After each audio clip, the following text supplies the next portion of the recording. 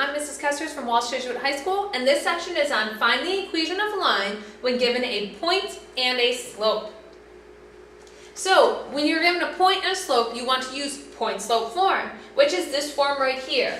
Y minus y sub 1 equals m times the quantity of x minus x sub 1, where m is your slope and x sub 1, y sub 1 is the point that is on the graph or that's given to you in the question. So let's go ahead and try some examples. So find the slope of the line with the given point 1, 2 and the slope of negative 2. So whenever you first start these, let's go ahead and use point-slope form. Y minus y sub 1 equals m times x minus x sub 1.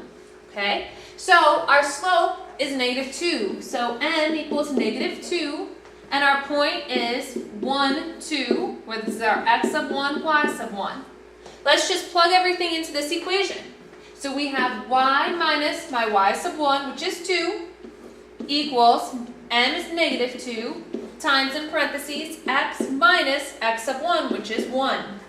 Now we always want to get it into slope-intercept form, which is that y equals mx plus b. So let's go ahead and distribute our negative 2. So y minus 2 equals negative 2x. Negative 2 times negative 1 gives me a positive 2. Then from there, get y by itself by adding 2 on both sides.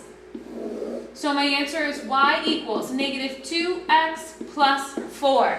So that's the equation of our line with the point 1, 2 and slope negative 2. So our answer is y equals negative 2 plus 4. Let's try another one. Find the slope of the line with your point negative 1, negative 4, and slope negative 1/4. So this is a little bit different because we have our fraction in there. So let's go ahead and write down our y minus y sub 1 equals m times x minus x sub 1. Your m is negative 1/4, and then your point is negative 4, negative 1, so that's my x sub 1, y sub 1. Let's go ahead and plug everything in. So we have y minus, my y sub 1 is a negative 1, so y minus a negative 1, which becomes plus plus, equals my slope, which is negative 1/4, then in parentheses, x minus, my x sub 1 is a negative 4, so minus a negative 4 becomes plus plus.